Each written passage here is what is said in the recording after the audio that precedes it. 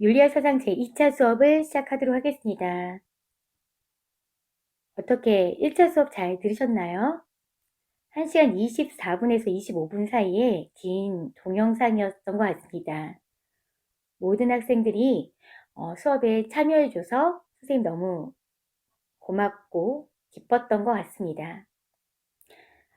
2차 수업은 4월 23일 1교시에서 2교시에 이루어져야 하는데 9시 10분은 여러분도 아시죠? EBS 서버가 폭주되는 상황입니다. 음성이 잘 나오지 않아요. 영상이 까맣게 보입니다. 충분히 있을 수 있는 일입니다.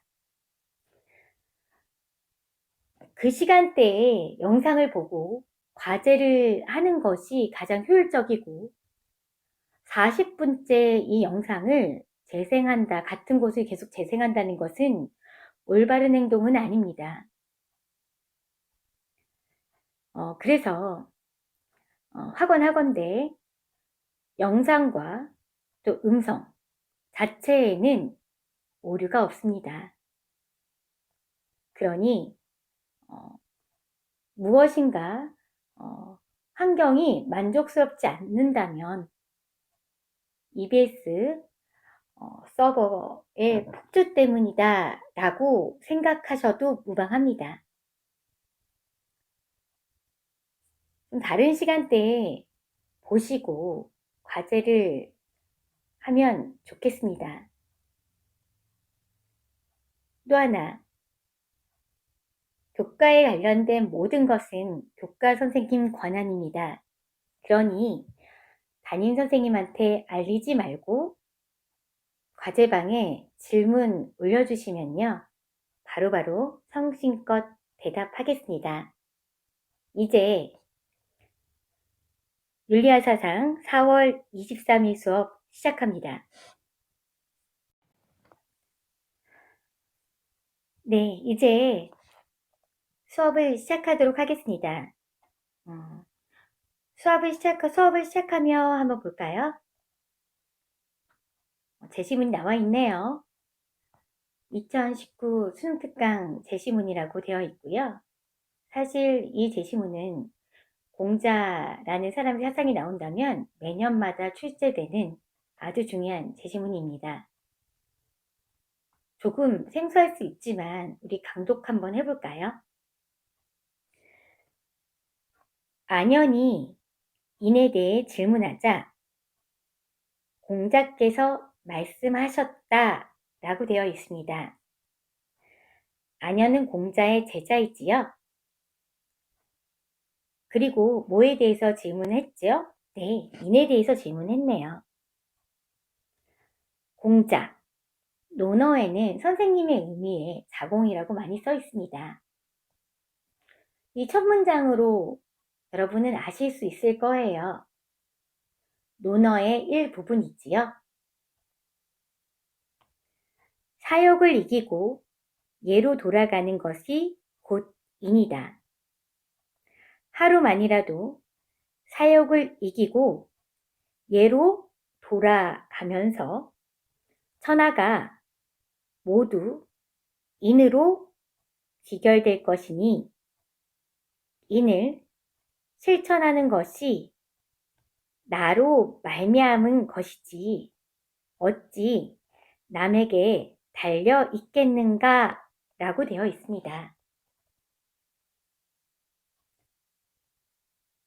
자, 저번 시간에 배운 인을 한번 써보도록 할게요.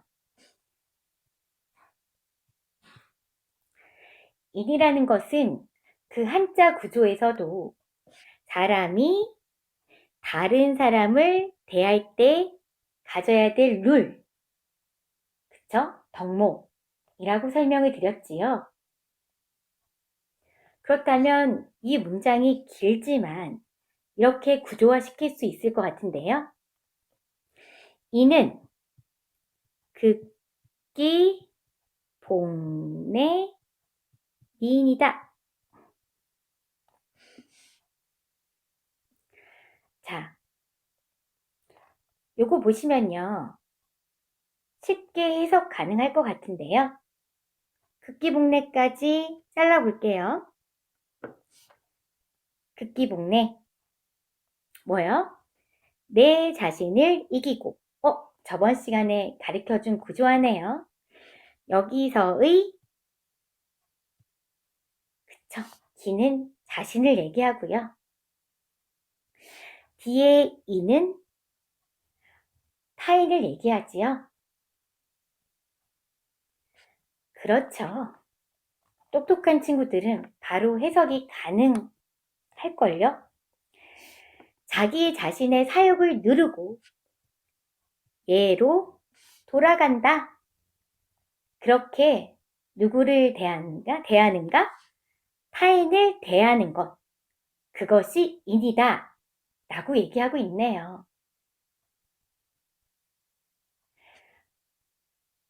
자, 다시 한번 강조할게요. 공자의 위대함은 인을 정형화시키지 않았다는 거죠. 상황마다 인의 해석을 다르게 공자들한테, 죄송합니다. 제자들한테 가르쳤지요. 그 중에 가장 많은 사람들이 주목했던 인의 개념입니다. 인은 이꼬르 같이 읽어볼까요? 극기복례 위인이다. 해석하셨죠? 별거 아니죠, 강도? 밑으로 한번 내려갈게요.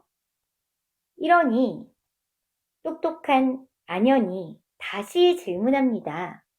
좀 더 구체적으로 얘기해 주세요, 선생님. 그럴 때 유명한 문장이지요. 얘가 아니면 보지도 말고, 얘가 아니면 듣지도 말고, 얘가 아니면 말하지도 말고, 얘가 아니면 타인에게 그렇게 행동하지 말라라고 한 거예요. 이해되시나요? 그냥 얘가 아니면 보지 말라, 불시. 얘가 아니면 듣지 말라, 불청. 얘가 아니면 말하지 말라, 불언. 얘가 아니면 움직이지 말라, 불동. 있지요. 이 제시문은 흔히 인과 예의 관계를 나타내는 것이다 라고 수능 특강이나 교과서에 나와 있네요. 제가 좀 더 해석을 하면 이렇게 해석할 수 있지 않을까요? 제목 한번 볼까요? 공자의 인과 예의 관계는 예를 행하는 거예요. 타는 사람한테. 그쵸? 네. 예를 행할 때 그 근간이 되는 사상이 뭐라고요? 네, 그렇죠. 인이다. 이렇게 해석할 수 있습니다.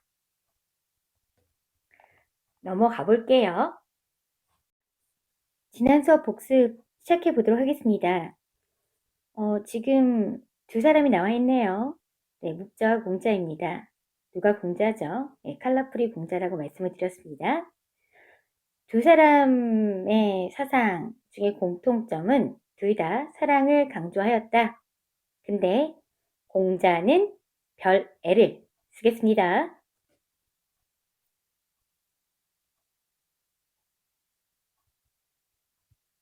그리고 묵자는 쓰겠습니다. 겸 애를 강조하였지요. 공자가 말하는 이는 좀비친소, 선악시비, 분별, 차별이 있다 라고 말씀드렸고요. 그에 대해 묵자는 너와 남의 부모를 구별하지 말라. 너와 나를 모두 겸하라 해서 겸해라고 말씀을 드렸습니다. 옆에 있는 거 정리해 볼게요. 도덕적 내면성, 그 중에 공자의 사상 대표적인 것은 바로 인입니다. 외면적인 사회의 규범, 예를 말씀을 드렸지요. 그 밑에 공자의 인간관 살펴볼까요? 네, 성선설입니다. 그러나 성선설은 맹자가 만들어낸 개념이고요. 공자는 인간은 태어나면서 인이예지를 가지고 태어난다라고 말씀을 드렸죠. 그리하여 인간에게는 남을 사랑할 수 있는 착한 본성이 있기 때문에 이를 통해 궁극적으로 도덕적 사회를 이룩할 수 있다 라고 주장하였습니다. 이 문장에 대해서 한 예쁜 여학생이 질문을 던졌습니다.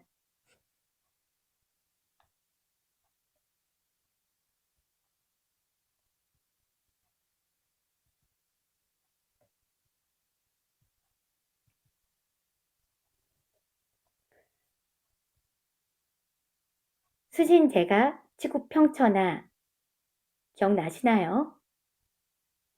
사실 이 부분에 대해서 선생님 좀 강조해서 수업하고 싶었는데요. 결론부터 먼저 얘기하자면 수신제가 치구평천하란 단어가 왜 나왔느냐? 공자의 사상은 쓰겠습니다. 가족윤리로 출발하여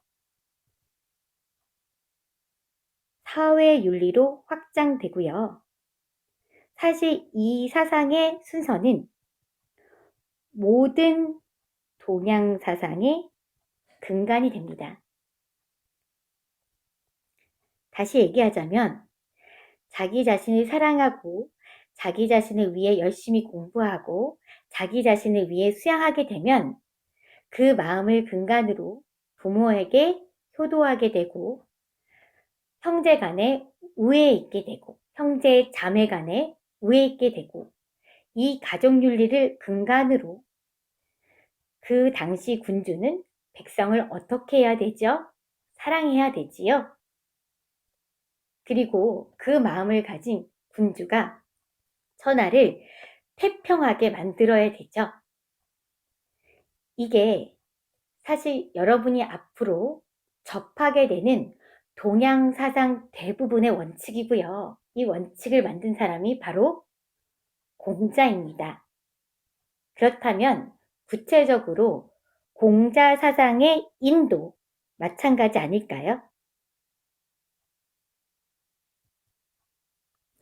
이내 마지막 해석이 남았네요. 적어주시겠습니까? 이는 땡땡. 인이 말하는 사랑은 점차적으로, 아니 이렇게 합시다. 점진적으로 확대되는 사랑이다. 점진적으로 확대되는 사랑이다. 자, 엔드 중간고사 시험 문제입니다. 발표! 우리 질문한 여학생 고마워요. 밑에 인과 예의 상호 보완성 바로 갈게요. 극기복례 기억나시죠?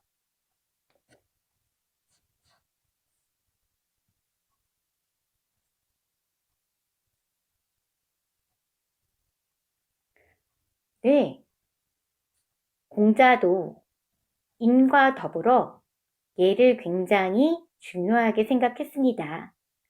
그러면서 예약 설명해 드렸죠? 그러나 이 예는 혼자 존재할 수 없습니다. 예의 근간인 뭐가 있어야 된다고 했죠? 인이 있어야 된다고 말씀을 드렸고요. 인 없는 예는 허례허식밖에 되지 않는다라고 얘기하면서 구체적으로 그 당시 무슨 제도를?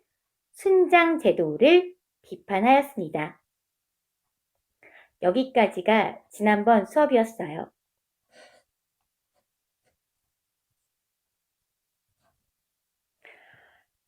오늘의 수업 내용을 알려드리도록 하겠습니다. 지난번 수업 내용 볼까요? 유교의 연원, 공자와 유교, 인의 의미와 내용, 그 중에 효제 넘어서서 충서, 축의급인, 기소불욕, 불시어인, 인과 예의 관계, 극기, 복례 이렇게 정리할 수 있겠네요. 오늘의 수업, 이번 주 수업 말해볼게요. 수양론, 공자의 정치관, 공자의 경제관, 수능 문제풀이 이렇게 이루어져 있습니다. 넘어가도록 할게요. 수양론인데요. 아까 숙이라는 단어를 말씀드렸잖아요. 뭘 수양하라는 거야? 수양의 목표가 뭐야? 라고 한다면 아까 배운 극기 복례네요. 극기에 해당되는 것은 나의 욕심을 버리다 이지요. 그러면 이렇게 빈칸에 쓸 수 있겠네요. 받아 적으실래요? 사욕을 극복하고. 자, 이것도 한번 적어볼게요. 사욕이라는 것은 사사로운 욕심이라고 말씀드릴 수 있지요. 사적이다 라는 단어에 사는 나에 해당되는 거잖아요. 그쵸? 사사로운 욕심을 극복하고 예를 회복한다. 그것이 바로 인의 완성이다. 인의 실천 방법이다. 라고 말할 수 있겠네요. 그러면서 이것을 당연하게 실천할 수 있는 사람을 어쨌든 롤모델이 있어야 공자도 밑에 있는 사람들, 민생, 제자들도 가르치기 쉬울 거 아니에요. 그걸 뭐라고 했느냐? 들어보셨을 거예요. 군자죠. 한번 같이 읽어볼까요? 군자. 한 번 더 리피트 할게요. 군자. 그러면 선생님, 군자라는 사람이 어떤 사람이죠? 라고 한다면 이렇게 생각하면 될걸요? 천도. 네? 선생님? 천이요? 네.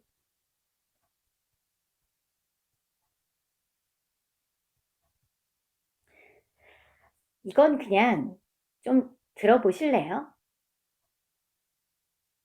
공자는 타고날 때 인의 예지를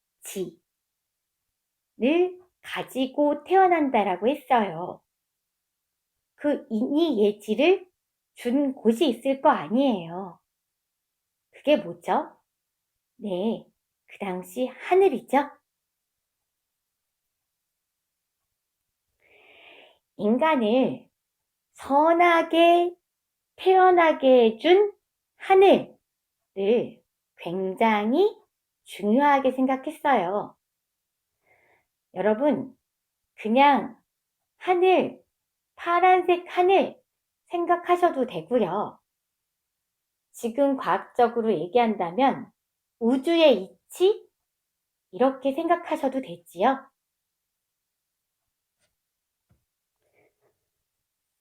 구체적으로 설명하면 이런 거죠. 예를 들어서 앞에 1억이 떨어져 있다는 거죠. 그 1억을 주워서 군자는 고민하지 않는다는 거죠. 당연히 충서하여 잃어버린 사람들의 마음을 생각하여 내가 잃어버렸을 때 얼마나 힘들까라는 마음을 생각하여 바로 경찰서에 갖다 준다는 거죠. 그거에 한치도 고민하지 않는 것. 그게 군자죠. 넘어가도록 하겠습니다.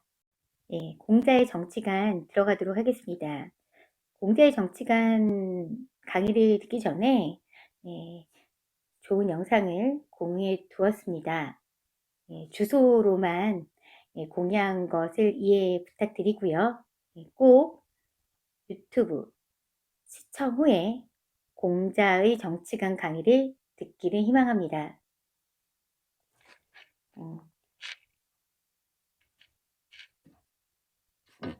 시작해볼까요? 유튜브 다 보셨습니까? 그 당시 왕족도 지금 현실 생활의 이 가족과 다르지 않다라는 것을 여러분 느끼셨으면 합니다. 대왕 세종은 우리나라의 가장 훌륭한 리더의 모범이 아닐까 싶습니다. 현재 그냥 그대로 읽을게요. 코로나 바이러스 감염증 신규 확진자 8명 61일 만에 한 자릿수라고 되어 있네요. 여러분 현재 지금 살고 있는 대한민국이 자랑스러우십니까? 공자의 정치관을 이렇게 말해도 될 것 같아요. 공자가 평생 동안 바래왔던 쓸게요. 이상사회.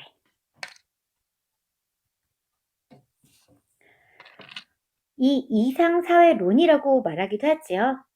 많은 학자들은 자신의 사상을 통해 새로운 국가, 새로운 나라를 만들길 희망했습니다. 이건 모든 동서양의 사상가들이 다 마찬가지예요.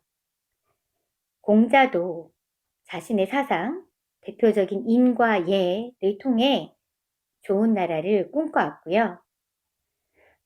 그 나라를 움직이는 기본 사상, 그리고 그 나라의 기본적인 통치 방법에 대해서도 구체적으로 논하고 있습니다. 공자의 정치관을 살펴보면요. 크게 두 가지로 되어 있습니다. 첫 번째 보면 정명이라고 써 있네요. 명은 이름이고요. 정은 바로 세우다, 이름을 바로 잡다 라고 풀이할 수 있겠네요. 여기 밑에 빈칸을 채워보면 첫 번째 안 써요. 받아 적으세요. 명분을 바로 잡음이라고 되어 있고요. 그러면서 군군, 신신, 부부, 자자라고 되어 있네요. 다시 얘기하면 정명사상은 그 국가, 그 이상 사회, 그냥 사회라고 할게요. 이 사회라는 공동체의 역할에 대해서 얘기를 하고 있습니다. 공동체가 잘 운영되기 위해서는 각자가 자신의 명분을, 자신의 역할을 제대로 해야 된다라고 말을 했지요. 그럴 때 밑에 써보겠습니다. 뭐가 가능하냐? 그렇죠. 덕치가 덕으로 다스림이 가능하다라고 하네요. 앞에 영상을 보셨다면 세종대왕이라는 사람이 어떤 삶을 살았는지, 다시 이도라는 한 개인이 공동체를 위해서 얼마나 헌신하였는지 알 수 있습니다. 그리고 그게 왕의 기본적인 덕이었지요. 임금은 백성을 사랑하는 게 군자다운 것이고요. 신하는 임금도 사랑하고 백성도 사랑하며 거기 따라 백성이 잘못하는 것에 대해서 올바르게 형벌을 할 수 있는 공정함을 가져야 했고요. 부모는 자식을 위해 부모의 역할을 다하고 자식은 부모를 위해 자식의 역할을 다하는 것, 그것이 바로 정명입니다. 그런 기본 전제에서 이 덕을 실현할 수 있는 정치가 가능한 거죠. 여기 빈칸이 조금 애매해서요. 그냥 복습의 의미로 덕질한 논어에 따르면 도덕과 예의, 통치이다 라고 되어 있네요. 그리고 당연히 그때 말씀드렸듯이 가족윤리에서 사회윤리로 확장되는 개념이기에 여기도 가장 중요한 게 이거 아닐까요? 자기 자신을 잘 수련해서 백성을 타인을 좋아요. 타인 아니면 백성을 편안하게 하라. 숙이 이는 조사예요. 아님이라고 말씀드릴 수 있겠네요. 흔히 이는 조사이기에 빼버려요. 그래서 숙이 아닌 한번 리피트 해볼까요? 숙이 아닌 됐죠?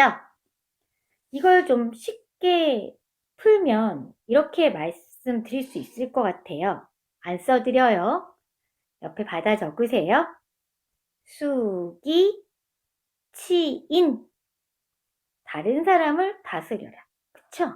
숙이 치인이라고 말할 수 있겠습니다.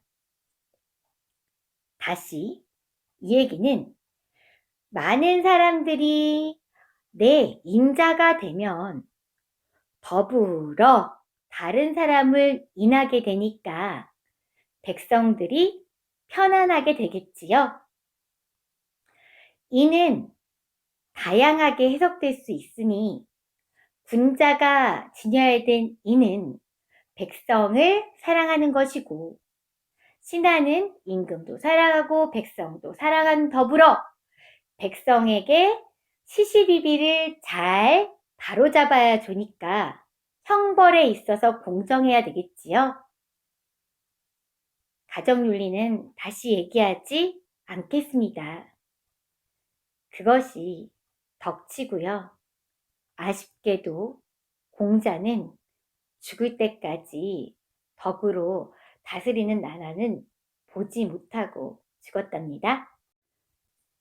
자, 드디어 개념 강의 마지막 부분입니다.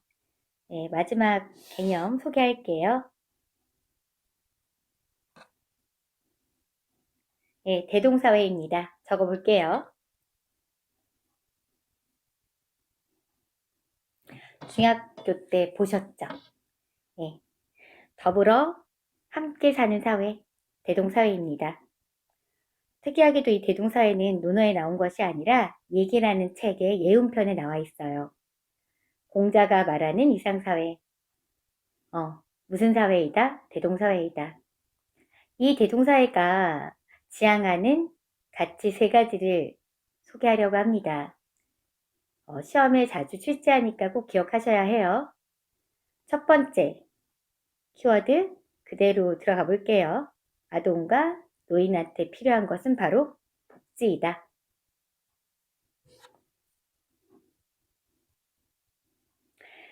두 번째 한번 써볼게요. 천하를 뭐로 본다? 공공재로 본다. 세 번째, 아이고, 쉽습니다. 자, 두 번째 한번 써볼게요. 분배의 뭐를 강조한가? 형평성. 되게 단순해 보이는데요. 예, 자주 모의고사나 수능 문제에 출제됩니다. 하나하나씩 풀어보도록 할게요. 예, 대동사회의 특성을 살펴보면요. 이런 얘기가 나와요. 아동이 굶어 죽지 않고 노인들이 존경을 받을 사회를 만들어야 된다라고 했지요. 그렇다면 그런 사회를 만들기 위해서는 그쵸. 힘없는 사람, 사회적 약자를 보호해주는 무엇인가가 필요하겠죠. 예, 복지입니다. 복지를 제가 영어를 할 수 있겠지만, 한번 들어보면, Public welfare. 한번 더 들어볼게요. Public welfare. 네. 흔히 공공복지라는 단어를 많이 사용하지요. 그리고 이 복지는 서양에서 온 것이라고 생각하지만, 아닙니다. 동양이 훨씬 더 오래되었어요. 그 서양의 복지의 개념을 다시 가로 열고 사회적 약자를 보호해야 된다라고 주장한 첫 번째 학자가 바로 지금 수염이 덥수룩하게 덮인 사람 보이시나요? 네. 혹시 이거 동양 사람으로 착각하신 거 아니죠? 네, 독일 사람이고요. 이 사람이 바로 그 유명한 들어보셨을 거예요. 써볼게요. 누구냐면 마르크스입니다. 칼 마르크스가 처음으로 공장에서 일하는 어린아이들을 본 거죠. 공장에서 8세 이하인 어린아이들이 하루에 16시간씩 일했단 말이에요. 당연히 어린아이이기 때문에 저임금을 받았겠죠? 근데 그게 저임금도 문제지만 어린아이는 어린아이죠. 공장 생활 하다가 한쪽 팔이 잘려나가거나 손가락이 없어졌거나 심지어 눈을 다친 아이들을 보면서 마르크스가 주장한 것은 아이들은 적어도 8시간 이상의 노동은 금지해야 된다라는 주장을 했단 말이에요. 그런 것처럼 인간 사회에서 사회적 약자를 배려해야 된다가 대동사의 핵심 사상 중에 하나예요. 두 번째입니다. 더불어 잘 먹고 잘 살려면요.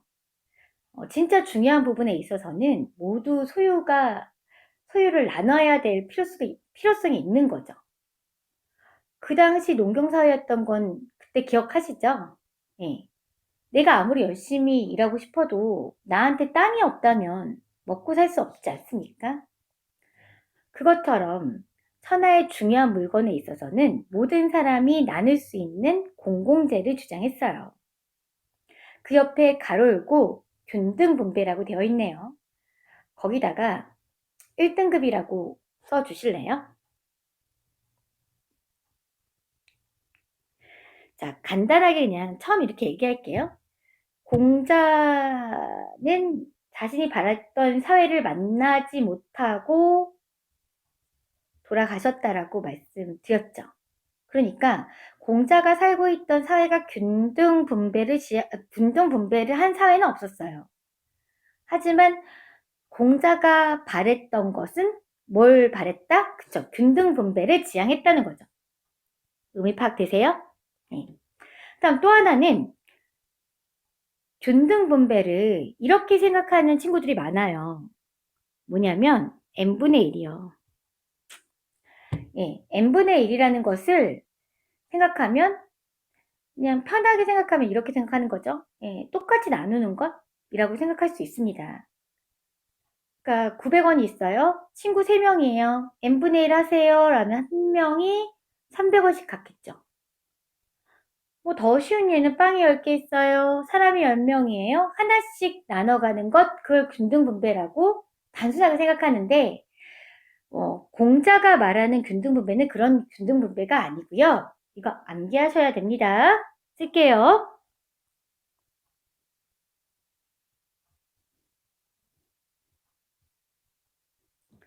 필요에 따른 분배입니다. 다시 한번 따라할게요.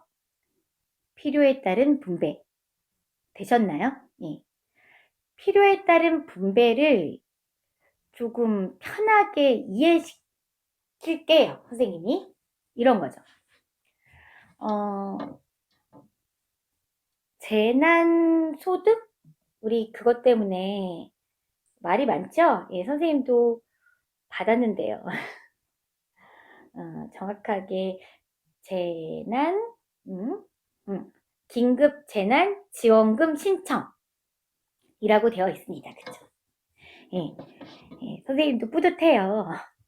예, 왜냐하면 선생님은 엄마, 그러니까 선생님, 남편, 아들 3명이라 한 사람당 20만원, 60만원 받았거든요.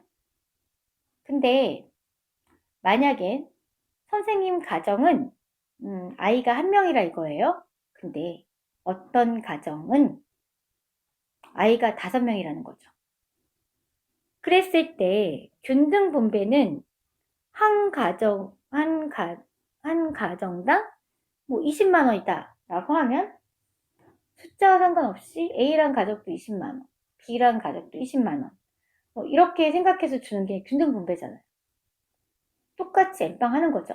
근데 필요에 따른 분배는 좀 다른 거죠. 한 부부가 1명의 자식을 양육할 때와 5명의 자식을 양육할 때 어떤 부모가 좀 더 많은 재화가 필요할까요? 이제 좀 이해가 되셨나요? 당연히 5명에 해당되는 부부가 훨씬 더 많은 재화가 필요하게 되죠. 너무 어렵게 생각하지 않고 지금 제 긴급 재난 지원금 신청은 한 가정에 사람 숫자만큼 주는 거잖아요. 그쵸? 그거야말로 진짜 뭐에 따른 분배죠? 그렇죠. 필요에 따른 분배입니다. 조금 이해가 되셨나요? 그럼 바로 또 하나의 어려운 개념 들어갈게요. 이것은 분배에 뭐를 강조하는 것일까요? 그대로 대동사를 설명한 부분을 옮겨 보았습니다. 통치자는 재화의 많고 적음보다 분배가 고르지 못함을 걱정해야 한다 라고 나와 있어요. 이 얘기는 뭐죠? 분배라는 것의 효용성보다 다시 분배라는 것의 효율성보다 공자는 분배의 무슨성을 주장하였죠? 예, 가로의 빈칸 뭐라 그랬죠? 형평성을 강조하였다 라고 설명하면 되겠죠. 이해되셨나요? 자, 여기서도 사실 시험 문제가 나올 수 있어요. 균등분배라고 얘기하고 또 뭐 마르크스 얘기 나오고 복지란 얘기 나오다 보니까 학생들이 이렇게 생각을 하더라고요. 아, 대동사에는 계급이 없는 평등한 사회구나 라고 쉽게 생각하는데 분명히 보셔야 돼요. 보세요. 재화의 많고 적은 분배가 고르지 못함을 걱정하는 대상이 누구죠? 네, 통치자죠. 공자는 지금의 민주주의는 생각하지 못했어요. 공자가 말하는 대동사에는 네, 계급사회에서 더불어 함께 사는 사회를 꿈꿨답니다. 이해가 되셨나요? 자, 여기까지가 공자 사상의 개념이었네요. 좀 도움이 되셨나요? 이제 마지막 수능 문제풀이만 남았습니다. 조금 쉴까요? 자, 화장실 다녀오셨나요? 네, 공자의 사상이 마무리되었습니다. 과제 기다리셨죠? 네, 과제 1입니다. 노트 필기해서 올리기. 네, 그대로입니다.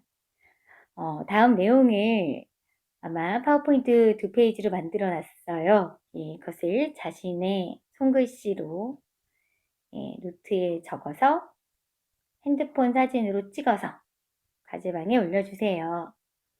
예, 강의 시간을 좀 줄이고요. 예, 이번에는 과제 시간을 좀 늘리도록 하겠습니다.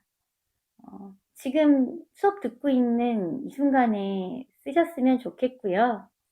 그다음 또 하나 동영상이 잘 되지 않거나 컴퓨터가 고장난 친구들이 가끔씩 있어서 여러분 한두 명입니다. 친구가 있어서 이번에는 과제방에 과제를 따로 올려놓도록 하겠습니다. 예, 성실히 잘 작성해 주시라 믿습니다.